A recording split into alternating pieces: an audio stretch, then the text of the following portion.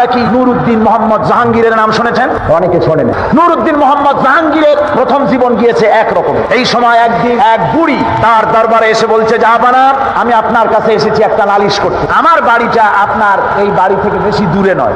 আমার ছেলে সেনাবাহিনীতে চাকরি করে, ফ্রন্টিয়ারে এখন আছে, সেখানে সে যুদ্ধের মধ্যে সেখানে যুদ্ধরত।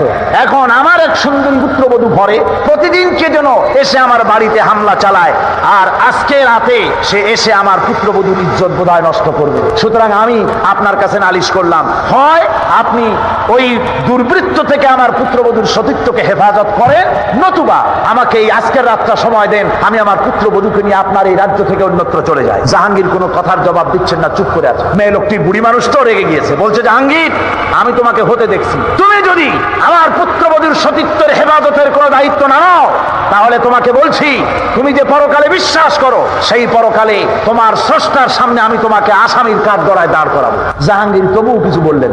মেয়ে লোকটি চলে গেল। গভীর রাত্রে জাহাঙ্গীর নিজে সেই বুড়ির বাড়ির কাছে চলে গিয়েছে। দেখেন দেওয়ালের পাশে একটা ঘোড়া দাঁড়ানো আর একটা প্রহরী। প্রহরীকে তরবারির আঘাত দিয়ে শেষ করে ঘোড়ার পিঠের উপরে দাঁড়ায় দেওয়াল টপকায় ভিতরে চলে গেল। যে শুনতেছেন ঘরের ভিতর থেকে যুবতী কণ্ঠের আওয়াজ, বাঁচাও বাঁচাও, চিৎকার হচ্ছে। বাইরে বুড়ি বান্দা একটা আলো টিম টিম করে জ্বলছে। জাহাঙ্গীর গিয়ে বলছে, বুড়ি আলো নিভাও তাড়াতাড়ি। বুড়ি আলো নিভিয়ে দিল। জাহাঙ্গীর ভিতরে ঢুকে ওই দুর্বৃত্তের চুল বাম হাতে ধরে ডান হাত দিয়ে তরবারির আঘাত দিয়ে তার শিরচ্ছেদ করে দিলেন। বললেন, বুড়ি আলো জ্বালাও। বুড়ি আলো জ্বালালেন। এবার জাহাঙ্গীর আলোর সামনে মস্তকটা ধরে আলহামদুলিল্লাহ পড়ে হাত থেকে মাথাটা ছেড়ে দিলেন। বললেন, বুড়ি এক গ্লাস পানি লও। পানি আনা হলো, ঢক ঢক করে পানি খেলেন। বললেন, কালকে তুমি আমার দরবারে যাবে, সেখানে তোমার সঙ্গে আমার কথা হবে, তোমার পুত্রবধূকেও নিয়ে যাবে। পরের দিন জমজমাট রাজ দরবার, বুড়ি তার পুত্রবধূকে নিয়ে হাজির। জাহাঙ্গীর বলছেন, বুড়ি, তোমার বাড়ি গিয়ে আলো নিভাতে বলছিলাম, কেন জানো? কয় না, জানি না। জাহাঙ্গীর বললেন, তুমি যখন আমার কাছে নালিশ করেছো, আমি মনে মনে ভেবেছি আমার বাড়ির এত কাছে আমার যুবক ছেলে ছাড়া আর কারো এই সাহস হবে বলে আমার মন বলে নাই। সেজন্য মনে করেছিলাম আলোর সামনে যদি ছেলেকে দেখি আমার মনে দুর্বলতা আসতে পারে, বিচার না হক হয়ে যেতে পারে, হক বিচার নাও করতে পারি, সেই জন্য আলো নিভিয়ে দিতে বললাম।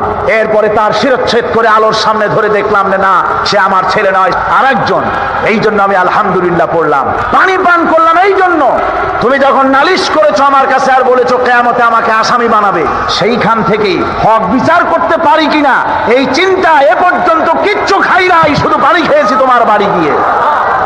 জাহাঙ্গীর তার মাথা থেকে মুকুট খুললেন। মুকুটটা খুলে বুড়ের পায়ের কাছে রেখে দিয়ে বলেন, বুড়ি, তুমি জেনে রাখো, দিল্লির সম্রাটের এই মুকুটের চাইতে তোমার পুত্রবধূর সতীত্বের মূল্য মুসলমানের কাছে 1000 গুণ বেশি। মুসলমানেরা পরধর্মের এই ইজ্জত, এই সম্মান ইসলাম দিয়েছে, মুসলমানেরা দিয়েছে। আর পরধর্মের উপরে অত্যাচার যদি হয়েছে ধর্মনিরপেক্ষতাবাদীদেরকে দিয়ে হয়েছে। বলেন ঠিক কিনা? তারা কি